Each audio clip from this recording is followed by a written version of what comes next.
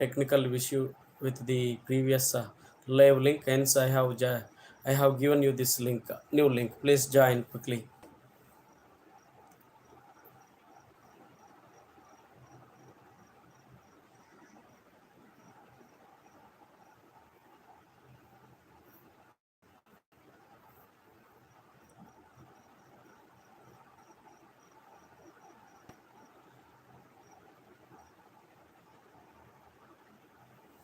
Okay, please join. Hurry up quickly.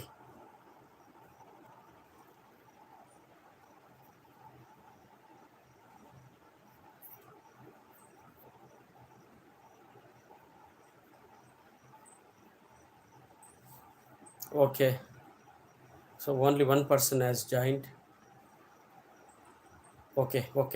I hope all are connected now. Shall we proceed? It's already too late. We have already lost closely about 8 minutes time. Some network issue was there. Hence, ah, okay. People are joining one by one. Welcome back. We had some problem with previous live link. Hence, I gave this link. Okay. Shall we proceed? Shall we proceed further? Yeah, fantastic. We have as many as about 8 people joined live class now. We can proceed further without any further delay. Okay, good evening, all of you. Good evening. So let's move on. Uh, let's move on. We will be discussing today related to a beautiful, I don't say just beautiful, an awesome topic called bank transactions. Bank transaction, which falls under a business studies theme. Business studies theme. As we, if I'm not wrong, this business studies theme has about 7 to 8 marks weightage. We need to under from business studies 4 mark question will not be asked. Just we need to prepare for MCQ question, 1 mark question, a 2 mark question, and 1 3 mark question. So these are all the pattern 4 mark question, and there is nothing related to skill testing, map work, and all those things. So let's move on and understand about this lesson. So in this lesson we will be understanding about meaning of the bank, what is actually bank means, and how the word bank is derived from, what are the characteristics of the bank, functions of the bank, and what are the different types of banks we have in our country, and what are the types of bank accounts one can open in a bank, and how to open a bank account, the process or the methods what we follow, and what is the necessity of opening a bank account, what are the characteristics of a bank, and how the banks and post office deals with these financial transactions. These are all the key topics which we will be understanding in this lesson. Most probably we may not be able to complete the entire lesson in 60 odd minutes. We may need to have one more class. We will be like trying to complete as many as many learnings as possible, and remaining things we will be discussing in the next class. ಆತ್ಮೀಯ ವಿದ್ಯಾರ್ಥಿ ಮಿತ್ರರೇ, ಈ ಒಂದು ವ್ಯವಹಾರ ಅಧ್ಯಯನದ ವಿಭಾಗಕ್ಕೆ ಸೇರಿದ bank ವ್ಯವಹಾರಗಳ ಅಧ್ಯಾಯವನ್ನು ನಾವು ಈ ಒಂದು ತರಗತಿಯಲ್ಲೇ ತಿಳಿಯಲಿದ್ದೇವೆ. ಈ ಅಧ್ಯಾಯದಲ್ಲಿ ಮುಖ್ಯವಾಗಿ ನಾವು ಕಲಿಬೇಕಾಗಿರ್ತಕ್ಕಂಥ ಅಂಶಗಳೇನಂತಂದರೆ, ಬ್ಯಾಂಕ್ ಅಂದರೆ ಏನು, ಈ ಬ್ಯಾಂಕ್ ಅನ್ನುವ ಪದ ಯಾವ ರೀತಿ ಉದ್ಭವ ಆಯಿತು ಅಥವಾ ಉಗಮ ಆಯಿತು, ಬ್ಯಾಂಕನ ಗುಣಲಕ್ಷಣಗಳೇನು, ಬ್ಯಾಂಕ್ ಏನೆಲ್ಲ ಕೆಲಸ ಕಾರ್ಯಗಳನ್ನು ಮಾಡ್ತದೆ, ಬ್ಯಾಂಕಲ್ಲಿ ನಾವು ತೆರೀಬಹುದಾದಂತಹ ವಿವಿಧ ಖಾತೆಗಳು ಯಾವುವು, ಈ ಮತ್ತು ಬ್ಯಾಂಕ್ ಖಾತೆ ತೆರೆಯೋದರಿಂದ ನಮಗಾಗ್ತಕ್ಕಂತಹ ಅನುಕೂಲಗಳೇನಿದ್ದಾವೆ, ಬ್ಯಾಂಕ್ ಮತ್ತು ಏನು ಅಂಚೆ ಕಚೇರಿ ಇವರು ಯಾವ ರೀತಿ ಈ ವ್ಯವಹಾರದಲ್ಲಿ ತೊಡಗ್ತಾರೆ, ಇಬ್ಬರು ಬ್ಯಾಂಕು ಮತ್ತು ಅಂಚೆ ಕಚೇರಿ ಇಬ್ಬರು ಯಾವ ರೀತಿಯಾದಂತಹ ವ್ಯವಹಾರದಲ್ಲಿ ತೊಡಗ್ತಾರೆ ಅನ್ನುವಂತಹ ಮುಖ್ಯ ವಿಷಯಗಳನ್ನು ಈ ತರಗತಿಯಲ್ಲಿ ನಾವು ತಿಳಿಯಲಿದ್ದೇವೆ. ಈಗಾಗಲೇ ತಿಳಿಸಿದಂತೆ ಕನಿಷ್ಠ ಪಕ್ಷ 2 ತರಗತಿಗಳು ಬೇಕಾಗುತ್ತೆ. ಒಂದೇ ತರಗತಿಯಲ್ಲಿ ಕೇವಲ 60 ನಿಮಿಷದಲ್ಲಿ ಎಲ್ಲ ವಿಷಯಗಳನ್ನು ತಿಳಿಸೋದಕ್ಕೆ ಆಗೋದಿಲ್ಲ. ಹಾಗಾಗಿ 60 ನಿಮಿಷದ 2 ತರಗತಿಗಳು ಬೇಕಾಗತ್ತೆ. ಸಾಧ್ಯ ಆದರೆ ನಾವು ಇನ್ನೂ ಒಂದು ತರಗತಿಯಲ್ಲಿ ರಸಪ್ರಶ್ನೆ ಕಾರ್ಯಕ್ರಮವನ್ನು ಮಾಡುವ ಪ್ರಯತ್ನವನ್ನು ಮಾಡೋಣ. ಈ ಬ್ಯಾಂಕಿಂಗ್ ವ್ಯವಹಾರದಿಂದ ವ್ಯವಹಾರ ಅಧ್ಯಯನದಿಂದ ಬಿಸ್ನೆಸ್ ಸ್ಟಡೀಸ್ ವ್ಯವಹಾರ ಅಧ್ಯಯನದಿಂದ 7 ರಿಂದ 8 ಅಂಕಗಳ ಪ್ರಶ್ನೆಗಳು ಬರ್ತವೆ. ಇಲ್ಲಿ 4 ಅಂಕಗಳ ಪ್ರಶ್ನೆ ಯಾವುದು ಬರೋದಿಲ್ಲ. ಉಳಿದಂತೆ ಏನು ಈ ಒಂದು ಬಹು ಆಯ್ಕೆ ಪ್ರಶ್ನೆ 1 ಅಂಕದ ಪ್ರಶ್ನೆ, 2 ಅಂಕದ ಪ್ರಶ್ನೆ ಮತ್ತು 3 ಅಂಕದ ಪ್ರಶ್ನೆಗಳು ಬರುವ ಸಾಧ್ಯತೆ ಇರ್ತದೆ. ಓಕೆ, ನಮ್ಮ ಚರ್ಚೆಯನ್ನು ಮುಂದುವರಿಸೋಣ. First we will try to understand in English, and I will be translating same thing into English also as well as Kannada. I will be like bilingual. ಮೊದಲಿಗೆ ಆಂಗ್ಲ ಭಾಷೆಯಲ್ಲಿ ಅರ್ಥೈಸ್ಕೊಳ್ಳೋ ಪ್ರಯತ್ನ ಮಾಡಿ, ಅದನ್ನೇ ಕನ್ನಡದಲ್ಲೂ ಕೂಡ ನಾನು ತಿಳಿಸ್ಕೊಡ್ತೀನಿ.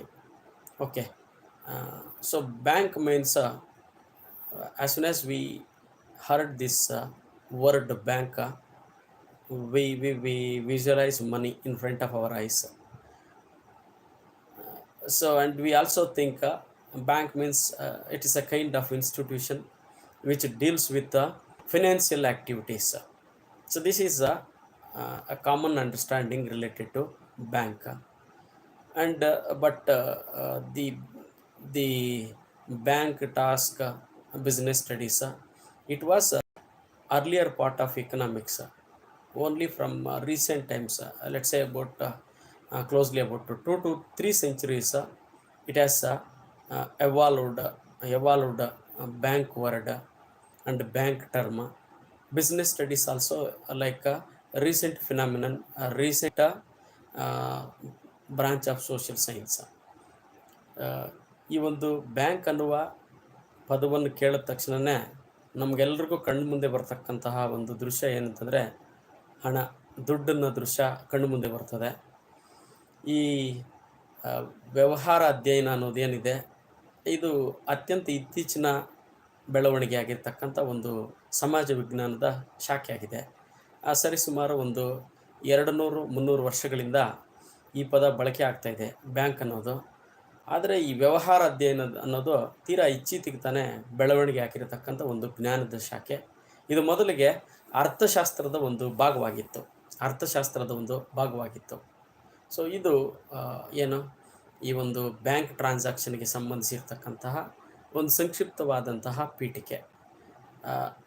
I just mentioned a brief introduction related to the bank word as well as how this business studies has evolved as an independent knowledge branch, those details. Let's move on and get into our topic. So there are chances where question will be asked like this, how this word bank is derived from. Now the bank word is derived from 2 languages. One is a word called banco word from Italian language, and banquio word from French language. Let me repeat again. This bank word is derived from banco from Italian language and banquio from French language. Both this banco of Italian word, banquio of French word gives a same meaning called bench. During before 200 years, both in Italy as well as France, people used to do this financial transactions by using a table on which money exchange used to take place.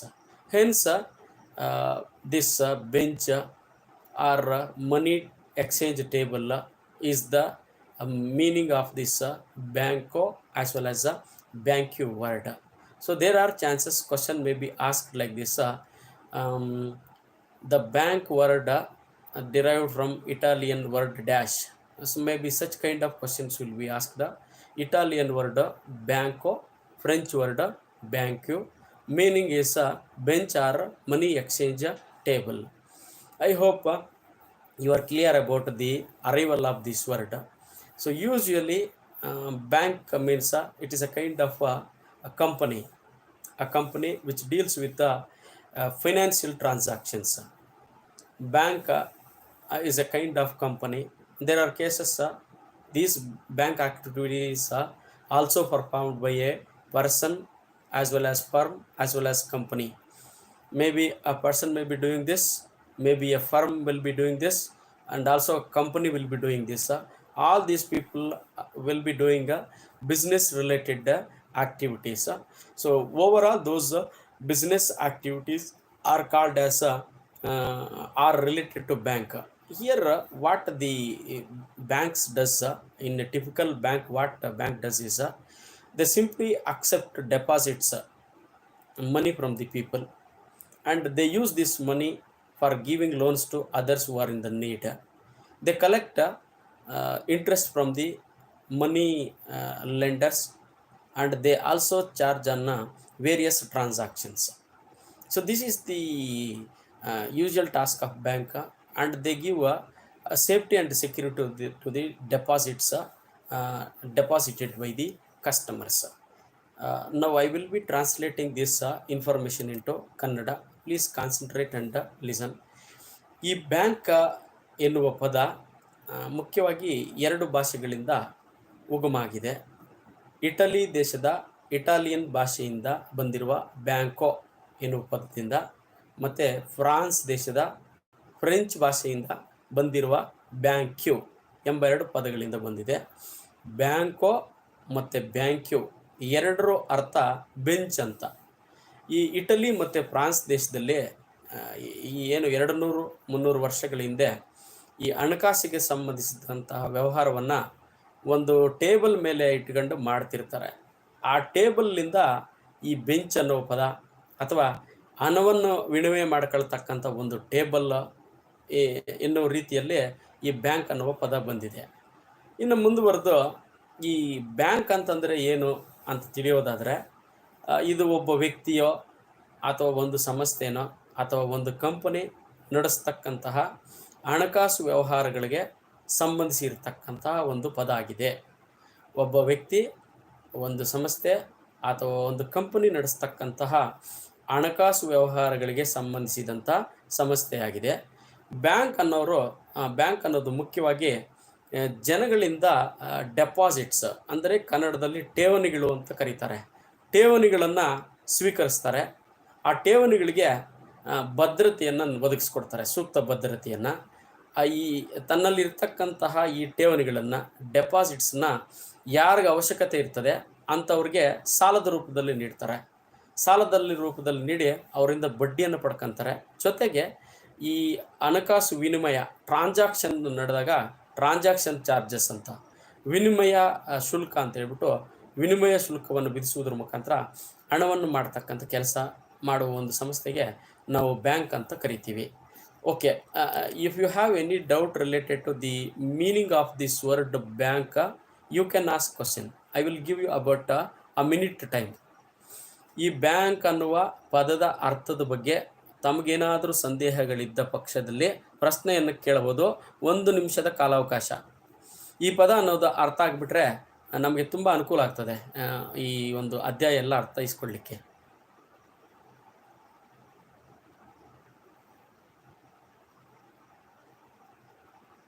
Okay, so no doubts, or do I need to wait for some more time?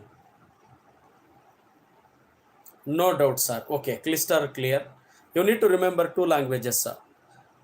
Italian language banco and French language banque. Both means a bench or a money exchange table. Money exchange table. So bank means an institution which deals with the financial transactions. Bank accepts deposits from the customers and lend money to the people who are in the need.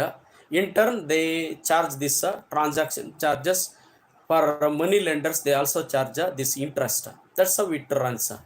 Are we done? Okay, let's proceed. we need to understand very very important things related to these banks. First, let's understand something related to what are the functions of the banks. What functions does they does? Bank ಏನು ಕೆಲಸ ಕಾರ್ಯಗಳನ್ನು ಮಾಡ್ತದೆ ಅಂತ ತಿಳ್ಕೊಳ್ಳುವ ಪ್ರಯತ್ನವನ್ನು ಮಾಡೋಣ.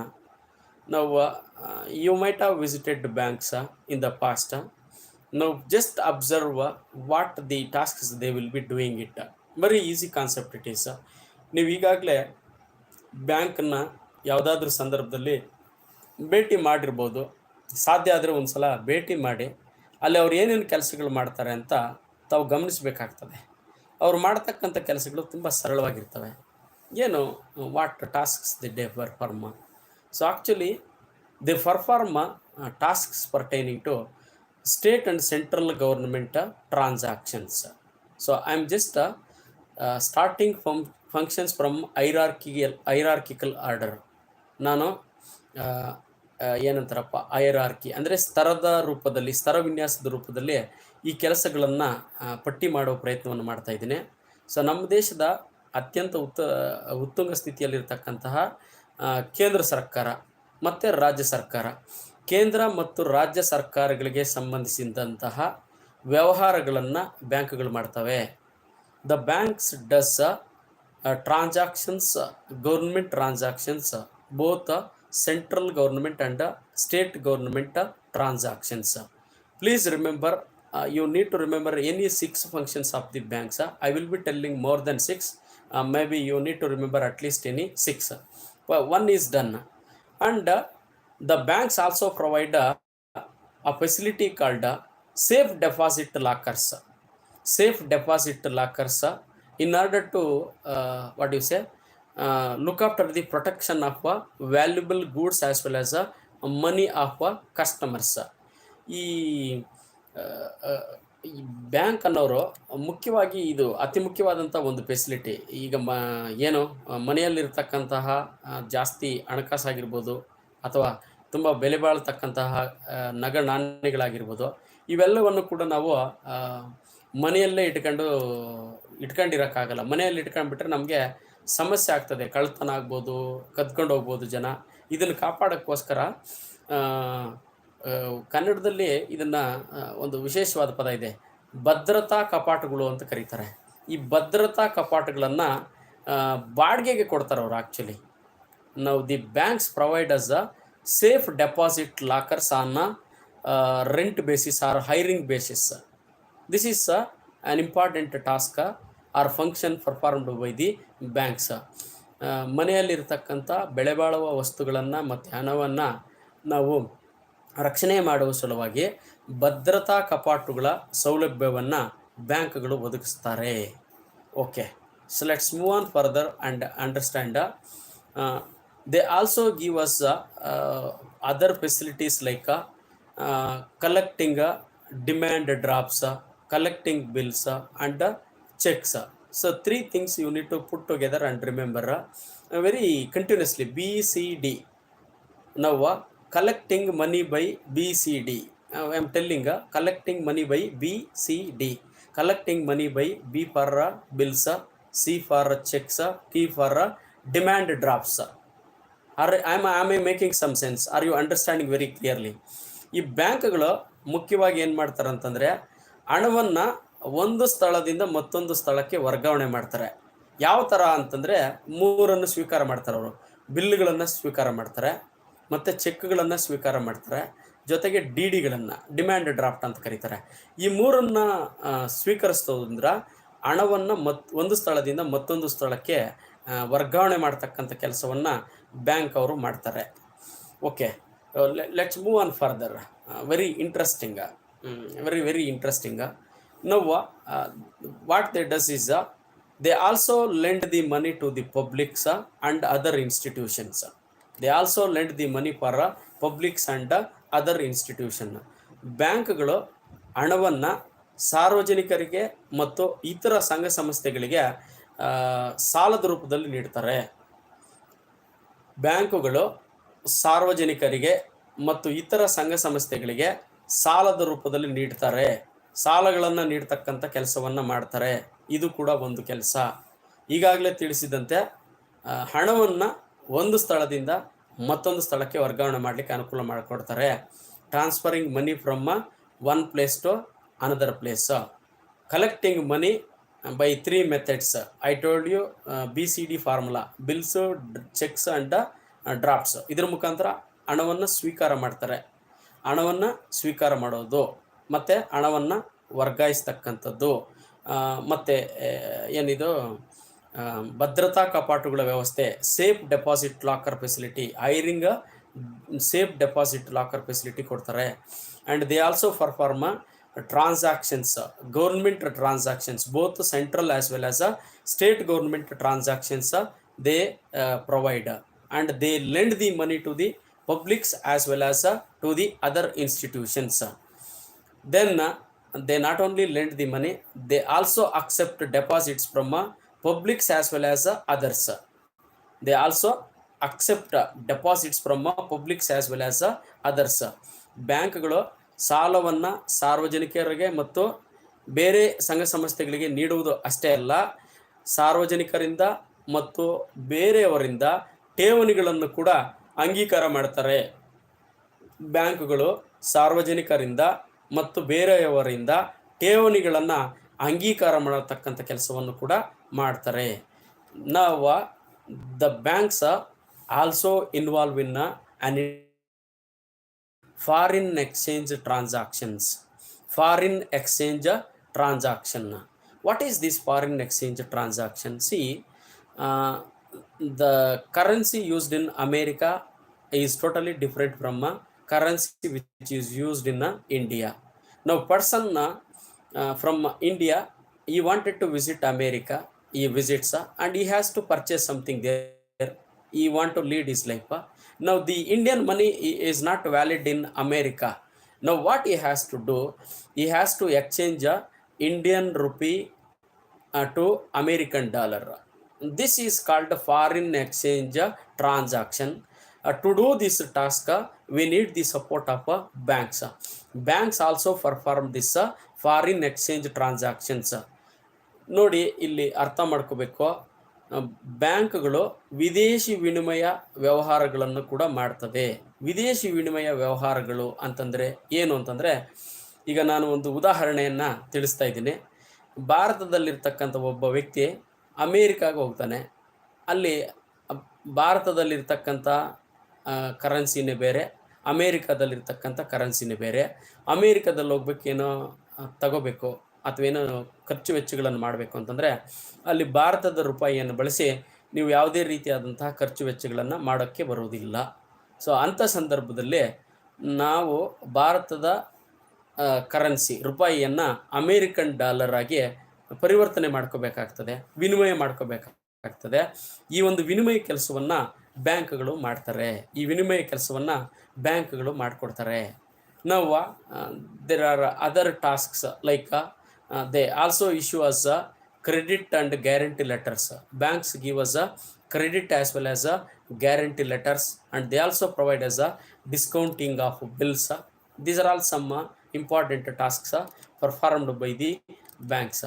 ಈ ಬ್ಯಾಂಕ್ಗಳು ಇದ್ರ ಜೊತೆಗೆ ಹಲವಾರು ಕೆಲಸಗಳನ್ನು ಮಾಡ್ತವೆ. ಅವೇನಂತಂದರೆ ಜವಾಬ್ದಾರಿ ಮತ್ತು ಸಾಲ ಪತ್ರಗಳನ್ನು ಕೊಡುವುದು, ಗ್ಯಾರಂಟಿ ಆ್ಯಂಡ್ ಕ್ರೆಡಿಟ್ ಲೆಟರ್ಸ್ ಅಂತ ಏನು ಹೇಳಿದೆ, ಇದನ್ನು ಕೊಡ್ತಕ್ಕಂಥ ಕೆಲಸವನ್ನು ಕೊಡ್ತಾರೆ.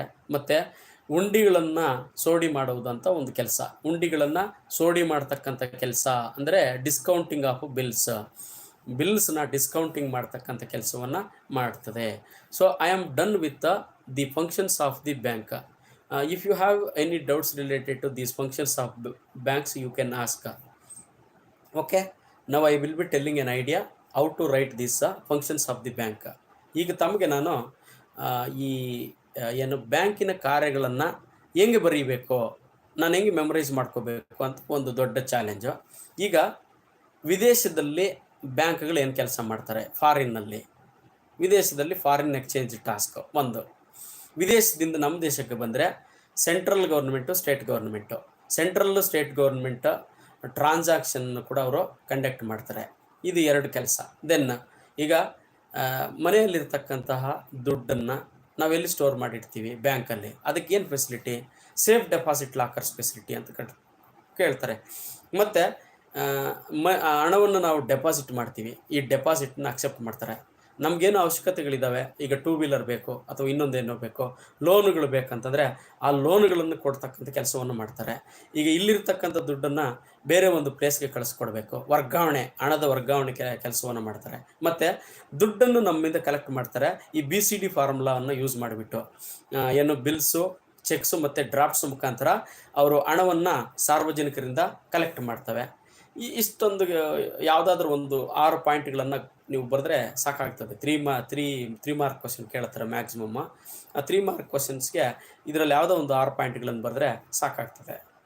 Okay, if you need any other support kindly comment. ಇದು ಬಿಟ್ಟು ಬೇರೆ ಏನಾದರೂ ಸಪೋರ್ಟ್ ಬೇಕಾಗಿದೆ ಅಂದರೆ ತಾವು ಪ್ರಶ್ನೆಯನ್ನು ಕೇಳ್ಬೋದಾಗಿರ್ತದೆ.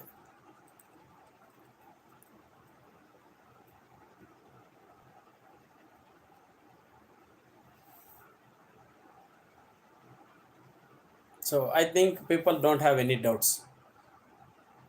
Let me wait for a minute. If there is doubt, I can comment. If there is no doubt, we can proceed further. Now, so far, we are done with the meaning of the bank and arrival of the word this bank, how it is arrived, functions of the bank. These are all the things what we have completed so far. ನಾವು ಇಲ್ಲಿವರೆಗೂ bank ಅಂತಂದರೆ ಏನು, bank ಅನ್ನೋ ಪದ ಯಾವ ಭಾಷೆಯಿಂದ ಬಂದಿದೆ, ಮತ್ತು ಬ್ಯಾಂಕ್ ಏನು ಕೆಲಸಗಳನ್ನು ಮಾಡ್ತದೆ ಅಂತ ಹೇಳಿದೆ. ಸರ್ ಬಿಸ್ನೆಸ್ 8 ಮಾರ್ಕ್ಸ್ ಅಲ್ಲ ಸರ್? ಹೌದು, ಬಿಸ್ನೆಸ್ ಸ್ಟಡೀಸಿಂದ 7ರಿಂದ 8 ಅಂಕದ ಪ್ರಶ್ನೆಗಳನ್ನು ಕೇಳ್ತಾರೆ. ಓವರಾಲ್ ಆಗಿ ಬಿಸ್ನೆಸ್ ಸ್ಟಡೀಸ್ನ ಎಲ್ಲ ಪಾಠಗಳಿಂದ 7ರಿಂದ 8 ಅಂಕಗಳ ಪ್ರಶ್ನೆಗಳನ್ನು ಕೇಳ್ತಾರೆ. ಇಲ್ಲಿ ಯಾವುದೇ ಕಾರಣಕ್ಕೂ 4 ಅಂಕದ ಪ್ರಶ್ನೆ ಬರುವುದಿಲ್ಲ. ನೀವೇನು ಪ್ರಿಪೇರ್ ಆಗಬೇಕಾಗಿಲ್ಲ 4 ಅಂಕಕ್ಕೆ. ಓಕೆ, ನಾವು let's move on and understand. ಮುಂದುವರಿಯೋಣ. Okay, what are the types of banks do we have? ಬ್ಯಾಂಕ್ಗಳಲ್ಲಿ ಏನೇನು ವಿಧದ ಬ್ಯಾಂಕ್ಗಳಿದ್ದಾವೆ, ಬ್ಯಾಂಕ್ಗಳ ವಿಧಗಳನ್ನು ನೋಡ್ತಾ ಹೋಗೋಣ. ನಾವು depends upon the specialized tasks what they perform. Banks types are classified mainly into 6 types. I will also help you with a memory trick related to this 6 types of banks. You just listen to the the names of the banks which I will be telling. Industrial Development Banks, Industrial Development Bank, Central Bank or Reserve Bank of India, then the indigenous banks, there is commercial banks, cooperative banks and industrial development banks. Now let's understand and help you with how to remember all these things. ಈ ಒಂದು ಬ್ಯಾಂಕ್ಗಳ ವಿಧಗಳನ್ನು ಯಾವ ರೀತಿಯಾಗಿ ಜ್ಞಾಪಕ ಇಟ್ಕೋಬೇಕು, ಬ್ಯಾಂಕ್ಗಳು ಅವರು ಮಾಡ್ತಕ್ಕಂಥ ವಿಶೇಷ ಕೆಲಸದ ಆಧಾರದ ಮೇಲೆ, ನೈಪುಣ್ಯತೆಯ ಆಧಾರದ ಮೇಲೆ ಅವುಗಳನ್ನು 6 ವಿಧಗಳಾಗಿ ವಿಂಗಡಣೆ ಮಾಡ್ತಾರೆ. ಇದನ್ನು ತಾವು ಜ್ಞಾಪಕ ಇಟ್ಕೋಬೇಕಂತಂದರೆ ICICI ಅಂತ ಒಂದು ಬ್ಯಾಂಕ್ ಬರುತ್ತೆ. ನಾನು ರಿಪೀಟ್ ಮಾಡ್ತಾ ಇದ್ದೀನಿ, ICICI ಅಂತ ಒಂದು ಬ್ಯಾಂಕ್ ಬರುತ್ತೆ. ICICI, C 2 ಸಲ, I 3 ಸಲ, ICIC bank, industrial credit and investment corporation of India ಅಂತ. ಈ ಫುಲ್ ಫಾರ್ಮ್ ಏನು ಬೇಕಾಗಿಲ್ಲ, ತಮಗೆ ಬೇಕಾಗಿರೋದು ಆ ಬ್ಯಾಂಕ್ ಹೆಸರು ICICI. Okay, let's move on. First I stands for Industrial Development Banks. Industrial Development Banks. Next C stands for Central Bank or Reserve Bank of India. Okay, now one more I. This I stands for Indigenous Banks. Indigenous Banks. Next C. This C stands for Commercial Banks. Commercial Banks. There is one more I. This I has to be considered as L. ಈಗ ಲಾಸ್ಟಲ್ಲಿ ಬರ್ತಕ್ಕಂಥ ಐನ L ಅಂತ ತಾವು ಬರ್ಕೋಬೇಕಾಗ್ತದೆ. ICICI ಬದಲು ICICL. So L stands for Land Development Banks. Land Development Banks. The last one is Cooperative Banks. Cooperative Banks. Now the same names I will tell you in the Kannada as well. ನೀವು ಕನ್ನಡದಲ್ಲಿ ಈ ಹೆಸರುಗಳನ್ನು ಏನಂತ ಕರೀತಾರೆ ಅಂತ ನೋಡೋ ಪ್ರಯತ್ನ ಮಾಡೋಣ. ಬ್ಯಾಂಕ್ಗಳ ವಿಧಗಳು ಅಂತ, ಬ್ಯಾಂಕ್ಗಳ ವಿಧಗಳು ಇಲ್ಲಿ ಮುಖ್ಯವಾಗಿ ನಾನು ಫಸ್ಟಲ್ಲಿ ಹೇಳಿದಿರ್ತಕ್ಕಂಥದ್ದು ಇಂಡಸ್ಟ್ರಿಯಲ್ ಡೆವಲಪ್ಮೆಂಟ್ ಬ್ಯಾಂಕ್ ಅಂತ. ಏನಮ್ಮ? Narasimha, present governor of RBI. Oh dear Narasimha sir, please kindly help us. We are in the middle of a lesson, so I will be answering all your questions and answer at last 10 minutes, something like that. I will give you time. That time I will answer. We are just discussing about types of banks. Okay, types of banks. I told you memory trick. ICIC I ಅಂತ bank ಇದೆ, but ಆ last ಐನ L ಅಂತ ಜ್ಞಾಪಕ ಇಟ್ಕೋಬೇಕು ಅಂತ. So first I stands for industrial development banks. ಇದನ್ನು ಕನ್ನಡದಲ್ಲಿ ಕೈಗಾರಿಕಾ ಅಭಿವೃದ್ಧಿ ಬ್ಯಾಂಕ್ಗಳು ಅಂತ ಕರೀತಾರೆ. Next C stands for central bank. ಇದನ್ನು ಕೇಂದ್ರ ಬ್ಯಾಂಕ್ ಅಥವಾ ಭಾರತೀಯ ರಿಸರ್ವ್ ಬ್ಯಾಂಕ್ ಅಂತ ಕರೀತಾರೆ. So next I stands for indigenous banks. Indigenous banks ಅಂತಂದರೆ ಸ್ಥಳೀಯ ಬ್ಯಾಂಕ್ಗಳು ಅಂತ, ಸ್ಥಳೀಯ ಬ್ಯಾಂಕ್ಗಳು ಅಂತ ಕರೀತಾರೆ. ನೆಕ್ಸ್ಟ್ ಸಿ, ಇನ್ನೊಂದು ಸಿ ಇದೆ, ಅದು ಕಮರ್ಷಿಯಲ್ ಬ್ಯಾಂಕ್ಸ್, ಕನ್ನಡದಲ್ಲಿ ವಾಣಿಜ್ಯ ಬ್ಯಾಂಕ್ಗಳು ಅಂತ ಕರೀತಾರೆ. ಲಾಸ್ಟ್ ಬಂದು ಈಗ ಎಲ್ ಅಂತಂದರೆ ಇಲ್ಲಿ ಲ್ಯಾಂಡ್ ಡೆವಲಪ್ಮೆಂಟ್ ಬ್ಯಾಂಕ್ಸ್ ಅಂದರೆ ಭೂ ಅಭಿವೃದ್ಧಿ ಬ್ಯಾಂಕ್ಗಳು ಅಂತ, ಭೂ ಅಭಿವೃದ್ಧಿ ಬ್ಯಾಂಕ್ಗಳು ಅಂತ. ಕೊನೆಯದಾಗಿ cooperative banks. Cooperative banks means ಸಹಕಾರಿ ಬ್ಯಾಂಕ್ಗಳು ಅಂತ, ಸಹಕಾರಿ ಬ್ಯಾಂಕ್ಗಳು ಅಂತ. ಸೊ ದಯವಿಟ್ಟು ಇಲ್ಲಿ ಸ್ಥಳೀಯ ಬ್ಯಾಂಕ್ಗಳು ಅಂತಂದರೆ ನಮ್ಮ ಊರುಗಳಲ್ಲಿ ಇರ್ತಾರೆ, ಏನು ಹಣವನ್ನು ಬಡ್ಡಿಗೆ ನೀಡ್ತಕ್ಕಂಥವ್ರು, ಹಣವನ್ನು ಬಡ್ಡಿಗೆ ನೀಡ್ತಾರೆ. ಇವರನ್ನ ಹಣದ ಲೇವಾದೇವಿಗಾರರು, ಸಾಹುಕಾರರು ಅಂತೆಲ್ಲ ಕರೀತಾರೆ. ಅವರನ್ನು ಸ್ಥಳೀಯ ಬ್ಯಾಂಕುಗಳ ಏನು ವಿಭಾಗದಲ್ಲಿ ನಾವು ಕನ್ಸಿಡರ್ ಮಾಡ್ತೀವಿ. ಮತ್ತು ಏನು ಕೇಂದ್ರ ಬ್ಯಾಂಕ್ ಅಥವಾ ಭಾರತೀಯ ರಿಸರ್ವ್ ಬ್ಯಾಂಕ್ ಅಂತ ಏನಿದೆ, ಇದು ನಮ್ಮ ದೇಶದ ಆರ್ಥಿಕತೆಯ ಮೇಲೆ ನಿಯಂತ್ರಣ ಹೊಂದಿರತಕ್ಕಂಥ ಅತಿ ಮುಖ್ಯವಾದಂಥ bank. This bank is also called as a mother bank of all the banks. ಎಲ್ಲ ಬ್ಯಾಂಕುಗಳ ತಾಯಿ ಅಂತ ಕರೀತಾರೆ ಇದನ್ನು, ಎಲ್ಲ ಬ್ಯಾಂಕುಗಳ ತಾಯಿ ಅಂತಲೂ ಕೂಡ ಕರೀತಾರೆ. ಮತ್ತು this is the bank which is responsible for controlling the entire economies inflation. ಭಾರತದ ಆರ್ಥಿಕತೆಯಲ್ಲೇ ಇರ್ತಕ್ಕಂತಹ ಏನು ಈ ಅತಿ ಪ್ರಸರಣ ಅಂತ ಏನು ಕರೀತಾರೆ, ಅನ್ನಪ್ರಸರಣ ಮತ್ತು ಅನಪ್ರಸರಣ, ಇನ್ಫ್ಲೇಷನನ್ನು ಕಂಟ್ರೋಲ್ ಮಾಡ್ತಕ್ಕಂಥ ಕೆಲಸವನ್ನು ಕೂಡ ಈ ಭಾರತೀಯ ರಿಸರ್ವ್ ಬ್ಯಾಂಕ್ ಮಾಡ್ತದೆ. Okay, I hope we are clear about these types of banks. 3 mark ಕ್ವಶನ್ಗೆ ತುಂಬ ಐಡಿಯಲ್ ಆಗಿರ್ತಕ್ಕಂಥ ಒಂದು ಕ್ವಶನ್ ಇದು, types of banks. I hope we are clear about the types of banks. Let's move on and understand very very interesting topic that is related to types of bank accounts opened in a bank.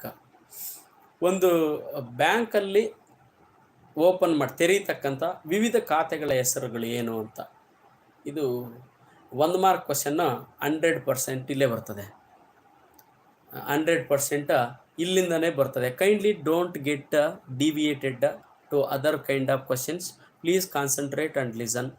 Now whenever the time arrives, we will answer to all those questions. Now kindly focus. Okay, so the types of bank accounts offered by banks are, there are 4 types of bank accounts. 4 ರೀತಿಯಾದ ಖಾತೆಗಳನ್ನು ನಾವು ಬ್ಯಾಂಕಲ್ಲಿ ತೆರೆಯಬಹುದಾಗಿರ್ತದೆ. The first one is a savings bank account, second one is a current bank account, third one is a recurring deposit account, and 4th one is a term deposit account. ಇವುಗಳ ಹೆಸರುಗಳನ್ನು ಕನ್ನಡದಲ್ಲಿ ಹೇಳ್ತೀನಿ ನಾನು. Savings bank account ಅಂತಂದರೆ ಉಳಿತಾಯ ಖಾತೆ, ಇನ್ನು current account ಅಂದರೆ ಚಾಲ್ತಿ ಖಾತೆ, ರೆಕರಿಂಗ್ ಡೆಪಾಸಿಟ್ ಅಕೌಂಟ್ ಅಂದರೆ ಆವರ್ತ ಠೇವಣಿ ಖಾತೆ ಅಂತ ಕರೀತಾರೆ, ಆವರ್ತ ಠೇವಣಿ ಖಾತೆ ಅಂತ. ಇನ್ನು ಟರ್ಮ್ ಡೆಪಾಸಿಟ್ ಅಕೌಂಟ್ ಅಂದರೆ ನಿಶ್ಚಿತ ಠೇವಣಿ ಖಾತೆ ಅಂತ ಕರೀತಾರೆ, ನಿಶ್ಚಿತ ಠೇವಣಿ ಖಾತೆ ಅಂತ ಕರೀತಾರೆ. ನಾವು let's understand about each one of these types of bank accounts. ಈ ವಿವಿಧ 4 ರೀತಿಯ ಬ್ಯಾಂಕ್ ಖಾತೆಗಳ ಬಗ್ಗೆ ಡಿಟೇಲ್ಡ್ ಆಗಿ ಸವಿವರವಾಗಿ ತಿಳಿಯುವ ಪ್ರಯತ್ನವನ್ನು ಮಾಡೋಣ. So there are chances where MCQ question will be asked in applicable pattern. Questions may be like this: a student want to save his earnings, or a salaried employee want to save his account, what type of account do you suggest him to open in a bank? ಯಾವುದೋ ಒಬ್ಬ ವಿದ್ಯಾರ್ಥಿ ಅಥವಾ ಉದ್ಯೋಗಿ ತನ್ನ ತಿಂಗಳ ಉಳಿತಾಯವನ್ನು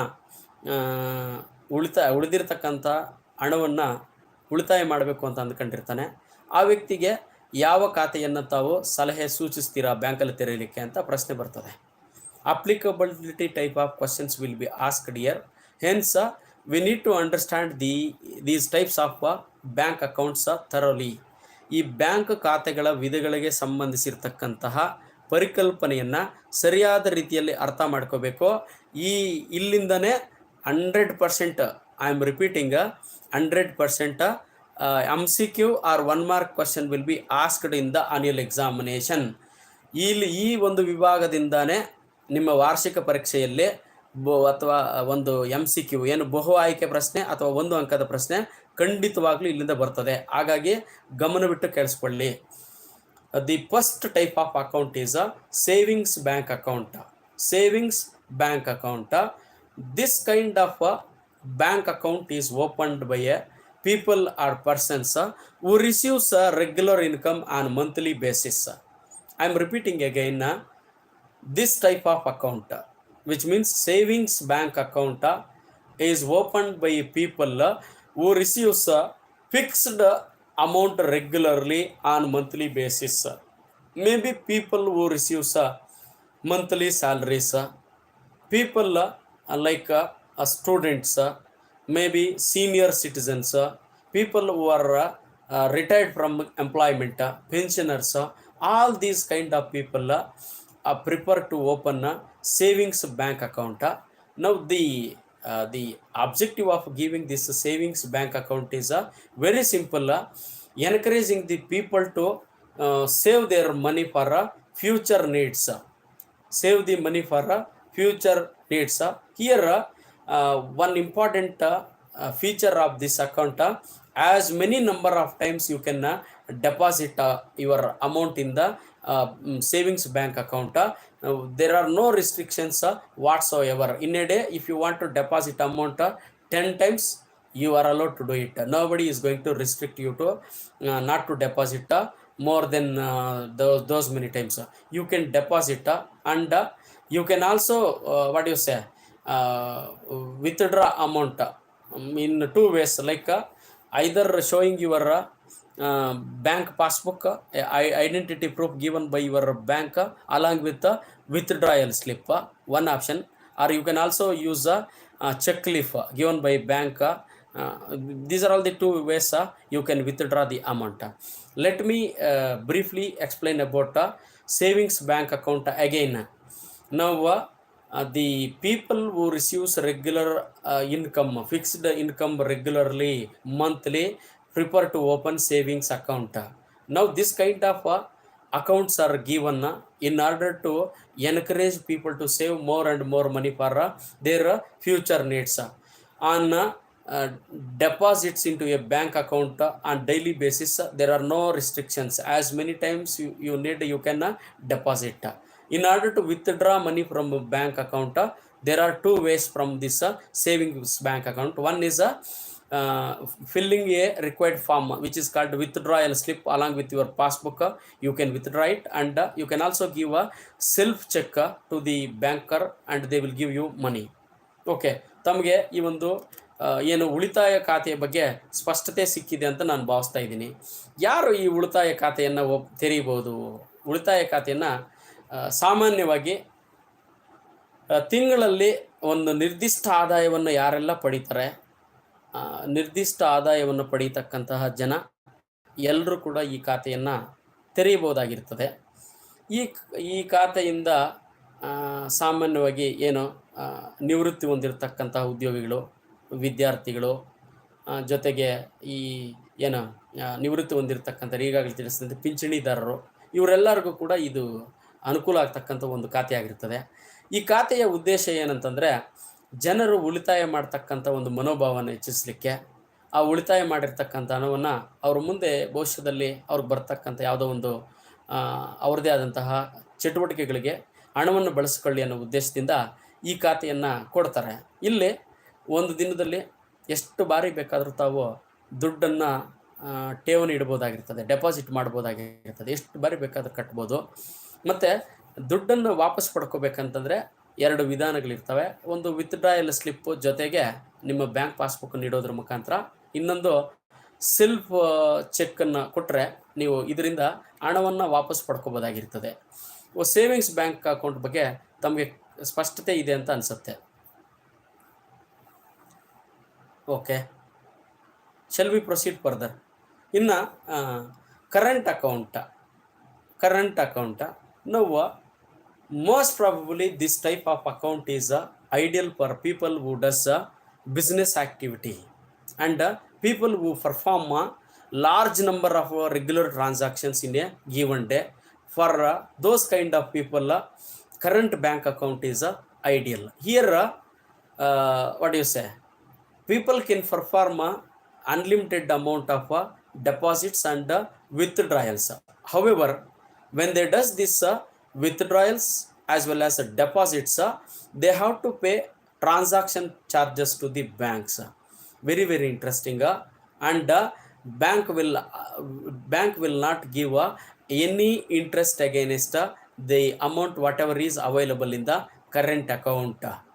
Please remember, bank will not give them any interest to the current bank account holders, but savings bank account holders, they give interest. This I didn't tell you. Savings account bank holders will receive interest against their deposits, but for current account bank will not give any sort of interest. They can perform unlimited amount of withdrawals as well as deposits in a day, but bank will charge them service charges. In the form of service charges, bank collects money from current account holders. This kind of current account will not earn them any interest, and this is ideal for people who perform large number of transactions in a day. Especially businessman, this type of account is useful. ಈಗ ಚಾಲ್ತಿ ಖಾತೆಯ ಬಗ್ಗೆ ತಿಳಿಸತಕ್ಕಂಥ ಒಂದು ಪ್ರಯತ್ನವನ್ನು ಮಾಡ್ತೀನಿ. ಚಾಲ್ತಿ ಖಾತೆಯನ್ನು ಮುಖ್ಯವಾಗಿ ಯಾರು ವ್ಯಾಪಾರಸ್ಥರು ಇರ್ತಾರೆ, ವ್ಯಾಪಾರಸ್ಥರಿಗೆ ಮತ್ತು ಈ ಟ್ರೇಡ್ ಆ್ಯಂಡ್ ಕಾಮರ್ಸ್, ವ್ಯಾಪಾರ ಮತ್ತು ವಾಣಿಜ್ಯ ಚಟುವಟಿಕೆಗಳಲ್ಲಿ ತೊಡಗಿರ್ತಕ್ಕಂಥ ವ್ಯಕ್ತಿಗಳಿಗೆ ತುಂಬ ಸೂಕ್ತವಾದಂತಹ ಖಾತೆ ಇದಾಗಿರ್ತದೆ ಚಾಲ್ತಿ ಖಾತೆ.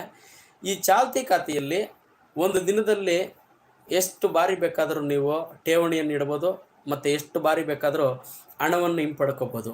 ಆದರೆ ಪ್ರತಿ ಸಲ ಠೇವಣಿಯನ್ನಿಟ್ಟಾಗ, ಪ್ರತಿ ಸಲ ವಾಪಸ್ ಪಡೆದಾಗ ನಿಮಗೆ ಬ್ಯಾಂಕ್ ಅವರು ಸೇವಾ ಶುಲ್ಕವನ್ನು ವಿಧಿಸ್ತಾರೆ.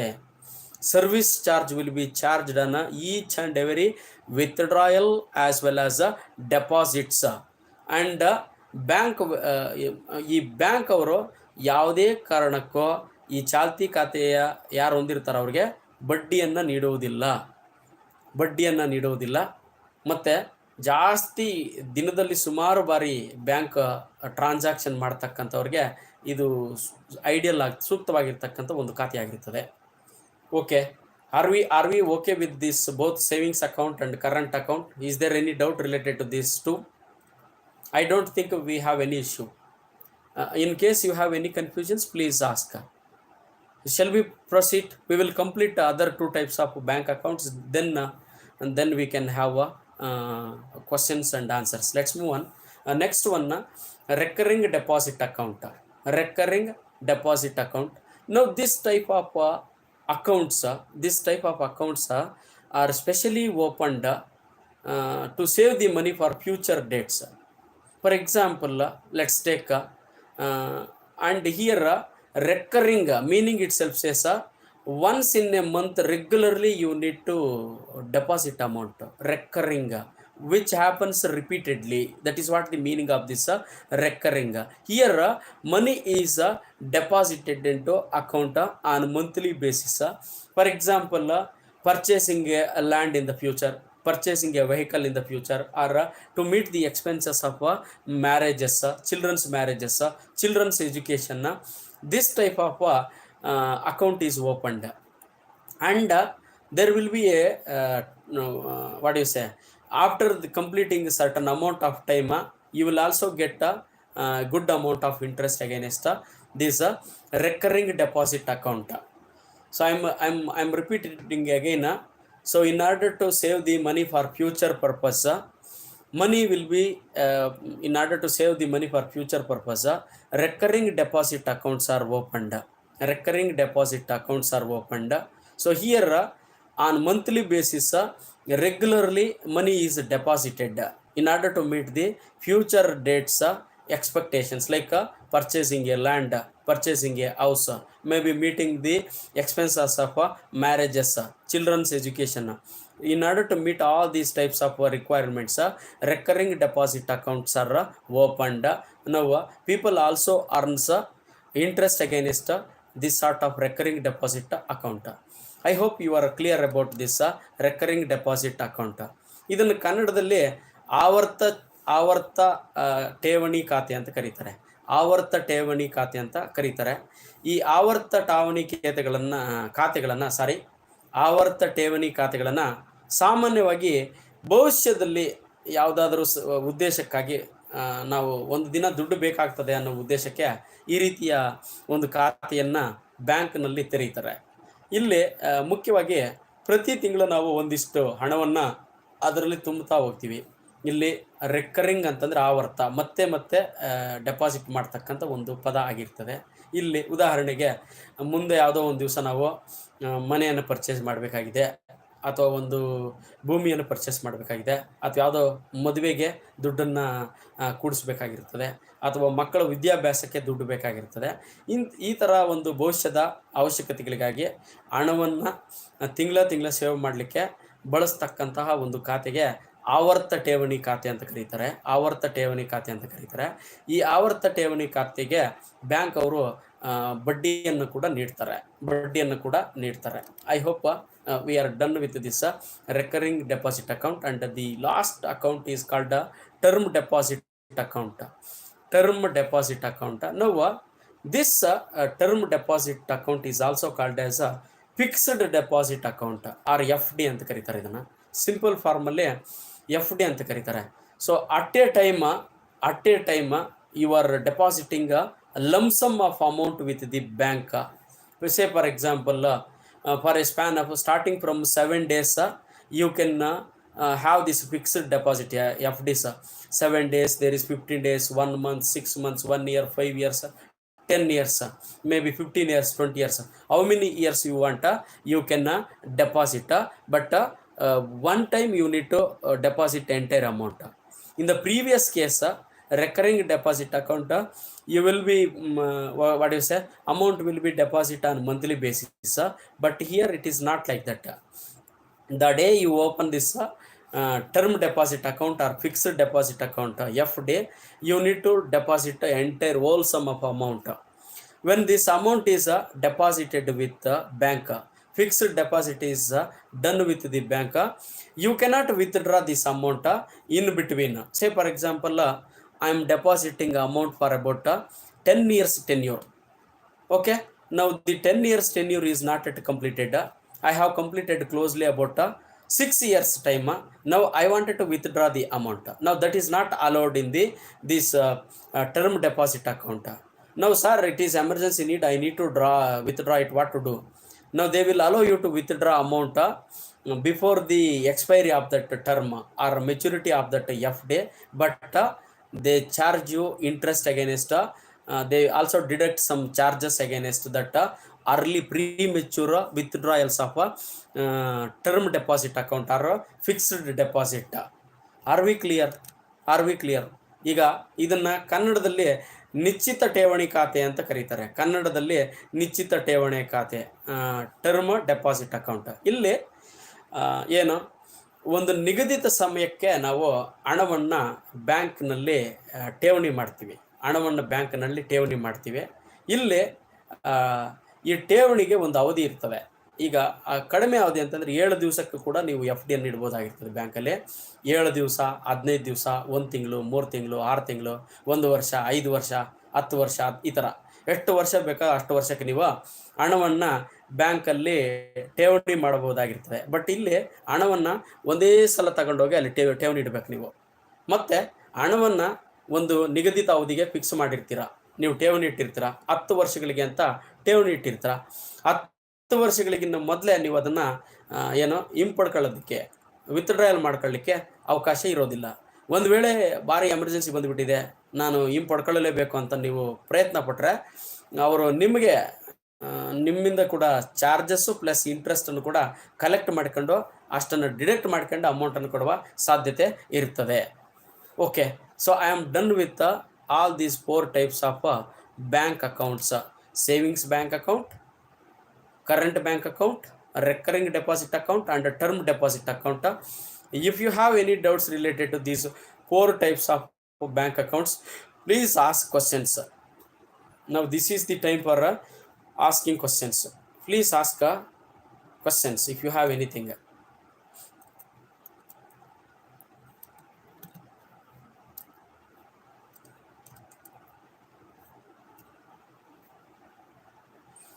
How much money is minimum deposit, sir? Now there is nothing like that. You can even keep a fixed deposit of 500 rupees. They will accept it. 500 ರೂಪಾಯಿನೂ ಕೂಡ ನೀವು ಇಡ್ಬೋದು, ಅವರು ತಗೊಂತಾರೆ fixed ಡೆಪಾಸಿಟ್ನ.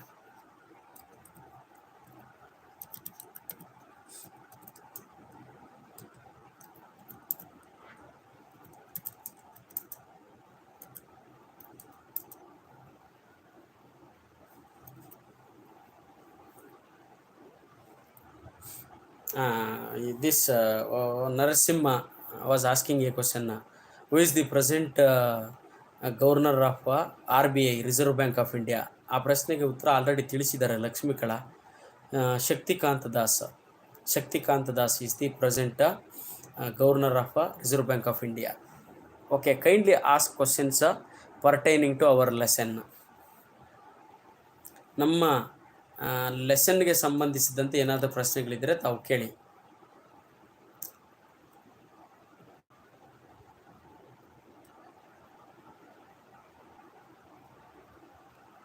So maybe in the next class, or if you are fine, we can also proceed further. Kindly confirm your comfort level so that we can either continue or we can conclude the class. So I am waiting for your confirmation. So we have left out few topics in this lesson, like characteristics of a bank, and how the banks as well as post office are involved in financial transactions.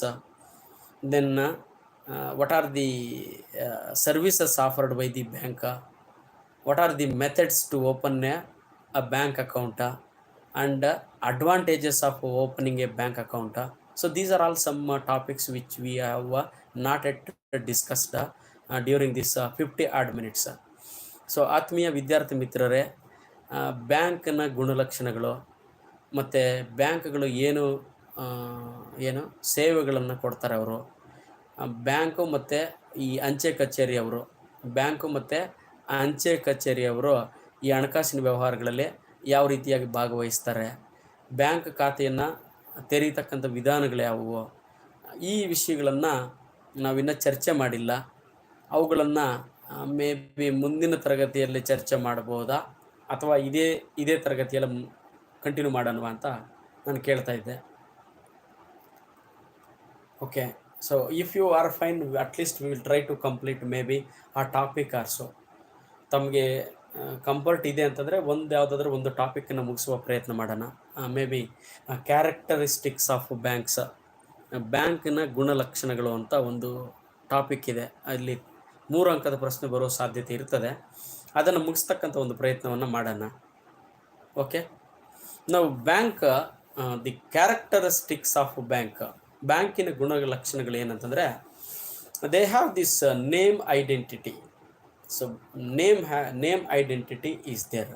Each and every bank, they have this suffix, I would say suffix, in the end of the name. They have this tagline called bank. For example, let's take a syndicate bank. Now see, after syndicate there is a term called bank. Let's take one more bank name, Bank of Baroda. There is a bank. Vijaya Bank, there is a bank. HDFC Bank, Corporation Bank, State Bank of India, State Bank of Mysore. Now State Bank of Mysore is not there, it is merged with the State Bank of India. Each and every bank has this word bank in its name, which helps customers to find out and understand this is related to bank. So this is called name identity. Name identity. Are we fine with this? Are we clear about this? ಇದು ಅರ್ಥ ಆಗಿದೆಯಾ? I am asking question. Am I okay with this? ಬ್ಯಾಂಕ್ನ ಗುಣಲಕ್ಷಣಗಳನ್ನೋದರಲ್ಲೇ ನಾನು ಚರ್ಚೆ ಮಾಡ್ತಾ ಇದ್ದೀನಿ. ಇದರಲ್ಲಿ bank ಗುಣಲಕ್ಷಣಗಳಲ್ಲಿ ಅತಿ ಮುಖ್ಯವಾಗಿರ್ತಕ್ಕಂಥದ್ದು ಒಂದು ಹೆಸರಿನ ಮುಖಾಂತರ ಅವು ಗುರುತಿಸ್ಕೊಂತಾರೆ. ಪ್ರತಿಯೊಂದು ಬ್ಯಾಂಕ್ ಕೂಡ ತನ್ನ ಹೆಸರಲ್ಲಿ ಈ ಬ್ಯಾಂಕ್ ಅನ್ನೋದು ಇರ್ತದೆ ಸಾಮಾನ್ಯವಾಗಿ. ಈಗ ನಾನು ಉದಾಹರಣೆಗಳನ್ನು ಹೇಳಿದೆ ನಿಮಗೆ. ಸಿಂಡಿಕೇಟ್ ಬ್ಯಾಂಕ್ ಅಂತ, ಅದರಲ್ಲಿ ಬ್ಯಾಂಕ್ ಅನ್ನೋ ಪದ ಇದೆ. Canara bank, state bank of India, state bank of Mysuru. ಈಗ ಸ್ಟೇಟ್ ಬ್ಯಾಂಕ್ ಆಫ್ ಮೈಸೂರು ಇಲ್ಲ, ಇದು ಸ್ಟೇಟ್ ಬ್ಯಾಂಕ್ ಆಫ್ ಇಂಡಿಯಾದ ಜೊತೆ ಸೇರ್ಕೊಂಡ್ಬಿಟ್ಟಿದೆ. ಈ ಥರ ಅವರಲ್ಲಿ ಬ್ಯಾಂಕ್ ಅನ್ನೋ ಹೆಸರಿರೋದ್ರಿಂದ ನಮಗೆ ಇದು ಬ್ಯಾಂಕ್ಗಳ ವ್ಯವಹಾರಕ್ಕೆ ಸಂಬಂಧಿಸಿರ್ತಕ್ಕಂಥದ್ದಂತ ಈಸಿಯಾಗಿ ಅರ್ಥ ಆಗ್ತವೆ. ಇದೊಂದು ಗುಣಲಕ್ಷಣ, name identity. Let's move on and understand. Now the banks one more characteristics is lending loans. What they does is they lend the loans to the customers. Depends, they give these loans to all the sectors of the economy. Primary sector like agriculture and allied activities. Secondary sector like what is this? Banks. A bank will give loan to another bank, and the tertiary sector called service sector. To that also they give loans for various purposes. They lend the money. Bank ಅನ್ನೋರು ಬೇರೆ ಬೇರೆ ಉದ್ದೇಶಗಳಿಗಾಗಿ, ವಿವಿಧ ಉದ್ದೇಶಗಳಿಗಾಗಿ ಅವರು ಸಾಲವನ್ನು ನೀಡ್ತಾರೆ, ಸಾಲಗಳನ್ನು ಕೊಡ್ತಾರೆ. ಅದು ಏನು, ಆರ್ಥಿಕತೆಯ ಮೂರು ಕ್ಷೇತ್ರಗಳಾದ ಪ್ರಾಥಮಿಕ ಕ್ಷೇತ್ರವಾದ ಕೃಷಿ, ಏನು ಮಾಧ್ಯಮಿಕ ವಲಯವಾದ ಕೈಗಾರಿಕೆ ಮತ್ತು ತೃತೀಯ ವಲಯ ಅಂತ ಕರೀತಾರೆ. ಸೇವಾ ವಲಯಕ್ಕೂ ಕೂಡ ಇವರು ಸಾಲಗಳನ್ನು ಕೊಡ್ತಾರೆ. ಪ್ರಾಥಮಿಕ ವಲಯ, ಮಾಧ್ಯಮಿಕ ವಲಯ ಮತ್ತು ತೃತೀಯ ವಲಯ. ಪ್ರಾಥಮಿಕ ವಲಯ ಅಂದರೆ ಕೃಷಿ ಮತ್ತು ಅದಕ್ಕೆ ಸಂಬಂಧಿಸಿದಂಥ ಚಟುವಟಿಕೆಗಳು. ದ್ವಿತೀಯ ವಲಯ ಅಂತಂದರೆ ಕೈಗಾರಿಕೆ, ಮತ್ತು ತೃತೀಯ ವಲಯ ಅಂತಂದರೆ ಸೇವಾ ವಲಯ, ಸರ್ವಿಸ್ ಸೆಕ್ಟರು. ಈ ಎಲ್ಲದಕ್ಕೂ ಕೂಡ ಸಾಲಗಳನ್ನು ನೀಡ್ತಾರೆ. ಸಾಲಗಳನ್ನು ನೀಡ್ತಕ್ಕಂಥದ್ದು ಒಂದು ಬ್ಯಾಂಕಿನ ಗುಣಲಕ್ಷಣ. ಮೊದಲನೇದು ಹೇಳಿದ್ದು ನೇಮ್ ಐಡೆಂಟಿಟಿ. ನಾವು second one lending loans. The next let's move on payment and withdrawals. So bank, the simple facility what offered by bank is they accept payments from the customers, and they also give they also help the customers to withdraw money by using different methods like by using checks, by using demand draft, bills, whatever they want they can withdraw it. ಬ್ಯಾಂಕ್ಗಳ ಇನ್ನೊಂದು ಮುಖ್ಯವಾದಂತಹ ಗುಣಲಕ್ಷಣ ಏನಂತಂದರೆ, ಇಲ್ಲೇ ನಾವು ಮುಖ್ಯವಾಗಿ ಗಮನಿಸಬೇಕಾಗಿರೋದು ಪಾವತಿ ಮಾಡ್ತಕ್ಕಂಥದ್ದು ಮತ್ತು ಹಣವನ್ನು ಹಿಂದಕ್ಕೆ ಪಡೆಯುವಂಥದ್ದು. ಪಾವತಿ ಮಾಡೋದು, ಹಣವನ್ನು ಹಿಂದಕ್ಕೆ ಪಡೆಯೋದು. ಇಲ್ಲಿ ಏನು, ಬ್ಯಾಂಕಲ್ಲಿರ್ತಕ್ಕಂಥ ಠೇವಣಿದಾರರು, ಬ್ಯಾಂಕ್ ಅಕೌಂಟ್ ಹೋಲ್ಡರ್ಸಿಂದ ಹಣವನ್ನು ಪಡ್ಕೊಳ್ತಕ್ಕಂಥ ಕೆಲಸವನ್ನು ಮಾಡುತ್ತೆ, ಮತ್ತು ಹಣವನ್ನು ಅವ್ರಿಗೆ ವಾಪಸ್ ಕೊಡ್ತದೆ. ಚೆಕ್ಗಳನ್ನು ಪಡೆಯೋದ್ರ ಮುಖಾಂತರ ಕೂಡ ಅವ್ರಿಗೆ ವಾಪಸ್ ಕೊಡ್ತಕ್ಕಂಥ ಕೆಲಸವನ್ನು ಕೂಡ ಮಾಡುತ್ತೆ. ಹಣವನ್ನು ಪಡೆಯೋದು ಮತ್ತು ವಾಪಸ್ ಕೊಡ್ತಕ್ಕಂಥದ್ದು. Payments and withdrawals is one characteristics of a bank. Let's move on. ನಾವು bank means it may be an individual, it may be a firm, it may be a company.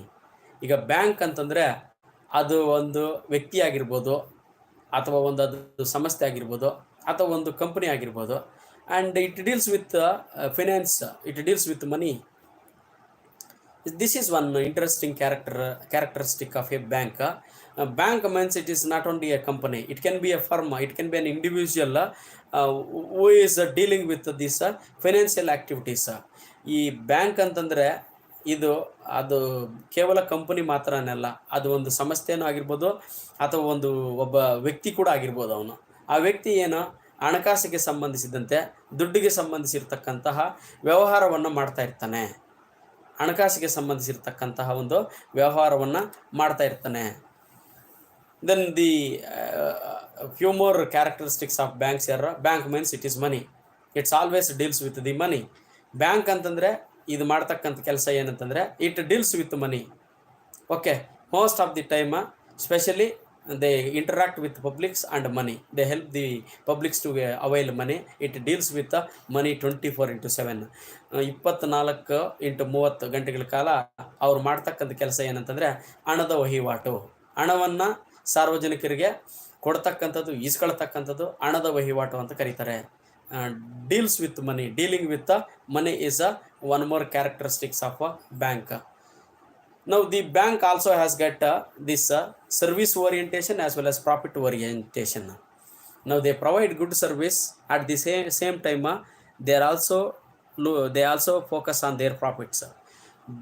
The another characteristics of bank is a service orientation, and they also look after their profit orientation. They give good service to the customers, at the same time they also protect their profit orientation.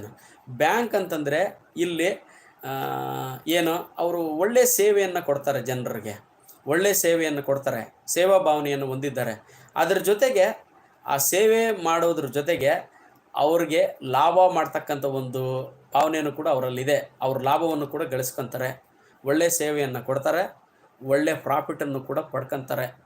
Service orientation and they also protect their profit. So not only this, that functions of the banks are ever increasing functions. Now depends upon the requirements and comfort of the customers, banks are modifying their functions, diversifying their functions. Every time their services are increasing, activities are increasing. This is one function, ever increasing functions. ಬ್ಯಾಂಕ್ಗಳವರು ಏನು ನಿರಂತರವಾಗಿ ಅವರ ಕೆಲಸ ಕಾರ್ಯಗಳನ್ನು ವಿಸ್ತಾರ ಮಾಡ್ತಾನೆ ಹೋಗ್ತಾ ಇದ್ದಾರೆ. ಏನು ಈ ಗ್ರಾಹಕರ ಅಭಿರುಚಿಗೆ ತಕ್ಕನಂಗೆ ಅವರು ಬೇರೆ ಬೇರೆ ಚಟುವಟಿಕೆಗಳನ್ನು ಬೇರೆ ಬೇರೆ ಸಂದರ್ಭಗಳಲ್ಲಿ ಬೇರೆ ಬೇರೆ ಸೇವೆಗಳನ್ನು ನೀಡ್ತಾನೇ ಬರ್ತಾ ಇದ್ದಾರೆ. Ever increasing functions is one of the main characteristics of a bank. Now I am done with important characteristics of a bank, whatever I could able to remember. Maybe what you say, any 6 points you need to remember for the examination purpose. ಈ ಒಂದು ಬ್ಯಾಂಕ್ಗಳ ಗುಣಲಕ್ಷಣಗಳಿಗೆ ಸಂಬಂಧಿಸಿದಂತೆ ಯಾವುದಾದರೂ 6 ಅಂಶಗಳನ್ನು ತಾವು ಜ್ಞಾಪಕದಲ್ಲಿ ಇಟ್ಕೋಬೇಕಾಗ್ತದೆ 3 ಅಂಕದ ಪ್ರಶ್ನೆಯನ್ನು ಉತ್ತರಿಸೋದಕ್ಕೋಸ್ಕರ. Okay, I am done with this characteristics of banks also. Are we fine with this? Maybe in the next class we will try to focus on what do you say, methods of opening a bank account or a procedure to open a bank account, advantages when we open a bank account, then the relationship between these banks and the post office. Those details we will discuss in the next class. ಆತ್ಮೀಯ ವಿದ್ಯಾರ್ಥಿ ಮಿತ್ರರೇ, ಮುಂದೆ ಬರ್ತಕ್ಕಂಥ ತರಗತಿಯಲ್ಲಿ bank ಖಾತೆಯನ್ನು ತೆರೆಯುವಂತಹ ವಿಧಾನ ಯಾವುದು, bank ಖಾತೆಯನ್ನು ತೆರೆಯೋದರಿಂದ ನಮಗೇನು ಅನುಕೂಲಗಳಾಗ್ತವೆ ಅಂತ ಒಂದು, ಮತ್ತು ಬ್ಯಾಂಕು ಮತ್ತು ಪೋಸ್ಟ್ ಆಫೀಸ್ ಇವ್ರ ಮಧ್ಯೆ ಇರತಕ್ಕಂತಹ ಹಣಕಾಸಿಗೆ ಸಂಬಂಧಿಸಿರ್ತಕ್ಕಂತಹ ಸಂಬಂಧಗಳು ಯಾವ ಥರ ಇರ್ತವೆ, ಅವ್ರು ಯಾವ ಥರ ಇನ್ವಾಲ್ವ್ ಆಗ್ತಾರೆ ಅನ್ನೋ ವಿಷಯಗಳನ್ನು ಚರ್ಚೆ ಮಾಡೋಣ ನಾವು. 1 second, I am just searching something. Okay, shall we try to have a small quiz on this lesson? If you are fine to spend another 10 minutes, maybe 15 minutes if not. ಒಂದು 10 ನಿಮಿಷ 5 ನಿಮಿಷ ತಮಗೆ ಏನು ಪೇಷನ್ಸ್ ಇದೆ ಅಂತಂದರೆ ನಾವು ಸಣ್ಣದೊಂದು quiz ಮಾಡೋಣವಾ ಅಂತ. Are we okay to have some questions?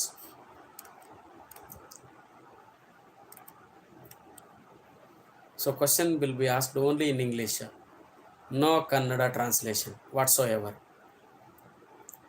Now most of the students who are on live are from English medium only. Hence let us find out and ask questions only in English. Are we okay with this? Maybe 10 minutes. Important 10 questions. Are we okay with this? Yes or no? Please confirm. I am waiting for your answers.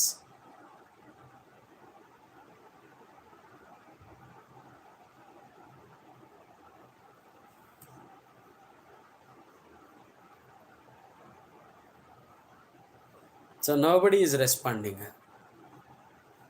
Something serious.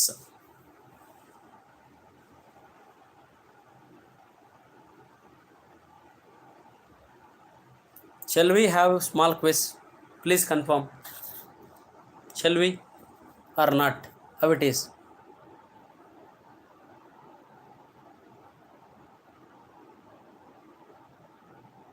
Banks are developed about dash years ago. This is the first question. Banks are developed about dash years. Answer this question. Hurry up. If you say answers very quickly, we can cover more number of questions.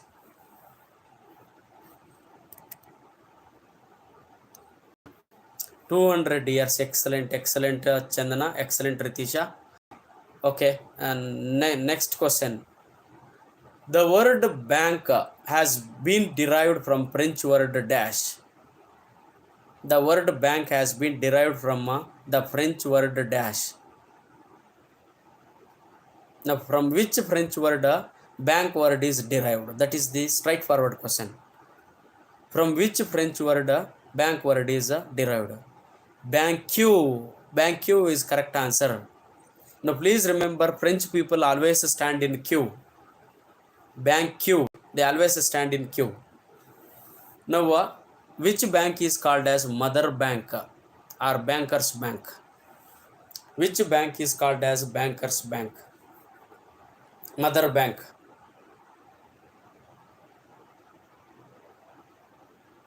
Oh, yes, yes, right answer. Reserve Bank of India or Central Bank is called as the bankers bank. Correct answer. Okay, let's move on. Let's move on and understand. The deposits for a fixed term can be deposited in a dash type of a bank account. The deposits for a fixed term can be deposited in dash account.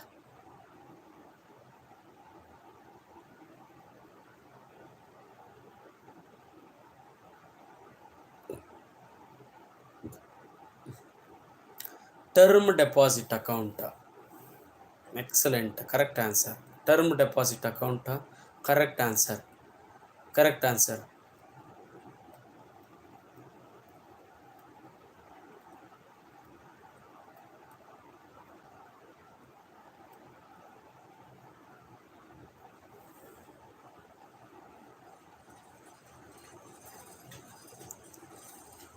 Okay. Shall we have two more questions related to this? Uh, what is the meaning of word bank? What is the meaning of word bank?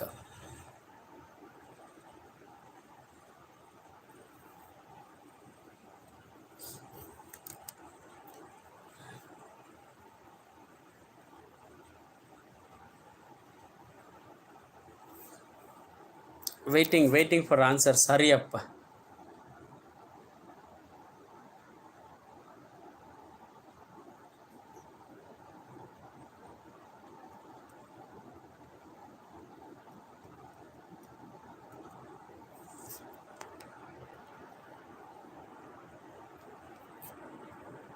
Nobody is answering. Hurry up, hurry up. Okay, okay. Somebody has answered. No. Bank is an institution. No. I am not asking definition. What is bank? What is the meaning of that word bank? See, it is derived from two languages. So, what is that word called bank means? I want one word answer, or maybe a sentence answer. Bah.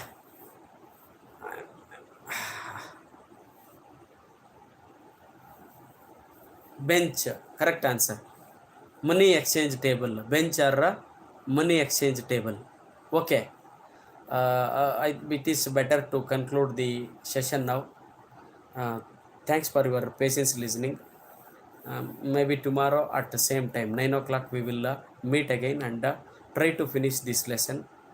Thank you. Thanks a lot. Good night, all of you. Take care.